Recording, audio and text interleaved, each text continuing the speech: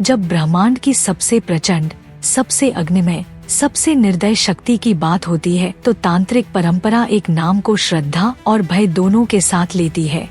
चंडिका वह रूप जो न केवल विनाश करती है बल्कि साधक की आत्मा को भी अग्नि में ढालकर दोबारा जन्म देती है।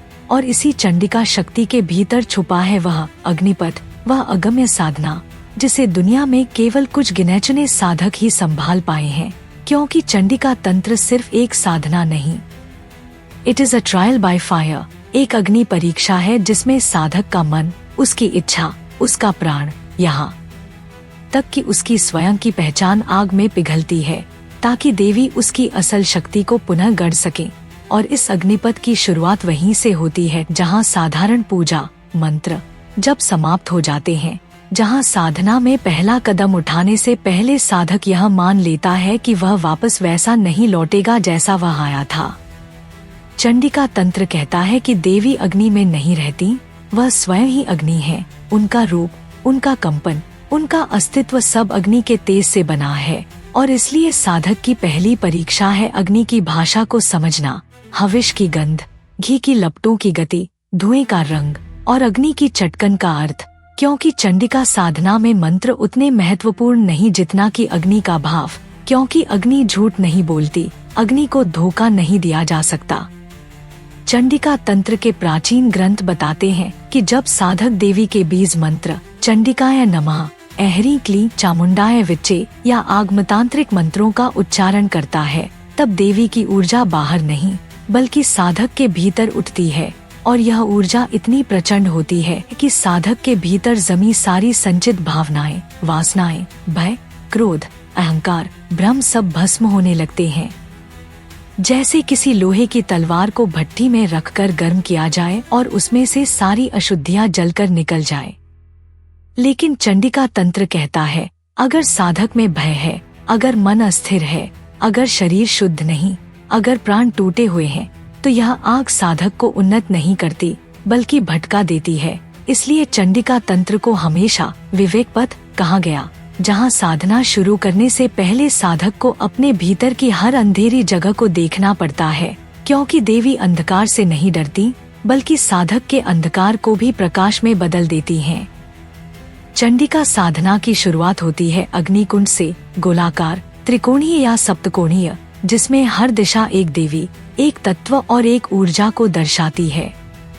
साधक रात को अमावस्या या कृष्ण पक्ष के अंतिम चरण में लाल या काले वस्त्र पहनकर बैठता है।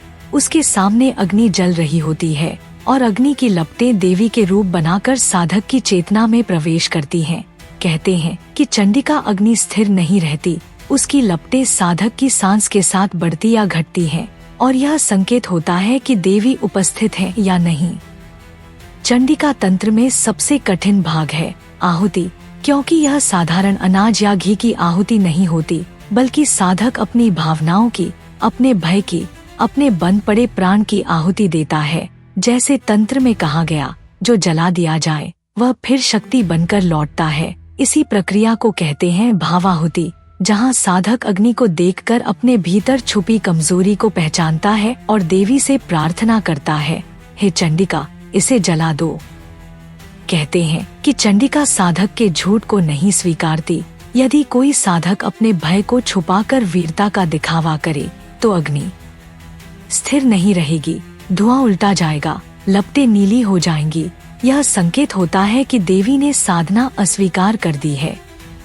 चंडिका साधना का सबसे शक्तिशाली हिस्सा है दृश्य कल्पना, विजुअलाइजेशन। साधक अग्नि में देवी का वास्तविक रूप देखता है, जैसा तंत्र में वर्णित है, अष्टभुजा, रक्तवस्त्र, मुंडमाला, अग्नि ज्योति समान नेत्र, वज्र जैसी ऊर्जा और ऐसा तेज कि साधक का शरीर कांपने लगे।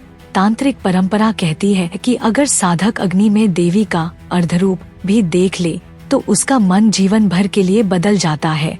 उसके भीतर एक ऐसा जोश, ऐसी निर्भयता, ऐसी अदम्य शक्ति जागती है जो मनुष्य को देवत्व के एक कदम करीब ले जाती है। लेकिन असली रहस्य आता है चंडिका तंत्र का प्रकाश पथ, जहाँ साधक अग्नि को बाहर नहीं बल्कि भीतर जलते हुए महसूस करता है। यह कुंडलिनी चंडिका स्फूर्तन कहलाता है। जहाँ कुंडलिनी देवी अपनी सामान्य गति से नहीं बल्कि अचानक चिंगारी की तरह ऊपर उठती हैं। यह प्रक्रिया इतनी तीव्र होती है कि साधक अचानक कांपने लगता है, उसकी सांस भारी हो जाती है, रीढ़ की हड्डी गर्म होने लगती है और आँखों के सामने प्रकाश के गोले दिखाई देने लगते हैं। इसे तंत्र में चंडिकाउद्गम कहा गया है, जहाँ देवी साधक के भीतर अग्निशक्ति बनकर प्रकट होती हैं और उसकी चेतना को नए सिरे से गढ़ती हैं। यही कारण है कि चंडिका साधना को जीवन का पुनर्जन्म कहा गया। यह साधक को भस्म भी करती है और पुनर्जीवित भी। लेकिन यह साधना केवल शरीर से नहीं, मन से नहीं, बल्कि प्राण शक्ति से चलती है। इसलिए चंडिका तंत्र में प्राणायाम एक अलग स्तर का है। यह प्राणायाम साधक को शांत नहीं करता, बल्कि उसकी ऊर्जा को तीक्ष्ण करता है। इसे उज्जाई चंडिका श्वास, तेजो कुंभक और रक्त संचारिणी प्राण विधि कहा गया है, जिसमें साधक अग्नि को शरीर के भीतर किसी नदी की तरह बहते हुए महसूस करता है। धीरे धीरे साधक महसूस करता है कि उसका शरीर हल्का हो रहा है, उसकी चेतना वृहद हो रही है और उसके सामने बैठी अग्नि अब केवल अग्नि नहीं, बल्कि देवी का साक्षात प्रकाश है। चंडिका साधना में सबसे अंतिम, सबसे रहस्यमय और सबसे खतरनाक चरण है अहम बलिदान, जहाँ साधक को अपने अहं, अपने नाम, अपनी पहचान, अपने जीवन की कहानी सब कुछ देवी के सामने समर्पित करना होता है। कहते हैं कि जिसने यह कर लिया उसका जीवन देवी खुद चलाती हैं और जिसने नहीं किया उसकी शक्ति अधूरी रहती है। यही कारण है कि चंडिका तंत्र को देवी का सीधा मार्ग कहा गया। यह उन लोगों के लिए है जो शक्ति को किताब से नहीं, मंदिर से नहीं, बल्कि अपने भीतर की अग्नि से पहचानना चाहते हैं। आज जब दुनिया शक्ति की तलाश में है, भय से मुक्त होना चाहती है, आत्मा को पुनर्जीवित करना चाहती है, तब चंडिका तंत्र उस साधक को पुकारता है जो इस अग्नि को सह सके, जो देवी की इस परीक्षा को पूरा कर सके। क्योंकि देवी केवल उन लोगों के सामने प्रकट होती हैं जो खुद को भस्म करने के लिए तैयार हों। और यदि आप ऐसे ही दुर्लभ, गुप्त, वास्तविक तांत्रिक रहस्यों को हमारे चैनल पर सुनना चाहते हैं, तो इस वीडियो को तुरंत लाइक करें, चैनल को सब्सक्राइब करें और कमेंट में लिखें, मैं देवी की अग्निपथ पर चलूंगा। आपका एक एक समर्थन इस प्राचीन ज्ञान को दुनिया तक पहुंचाने की शक्ति बन जाता है।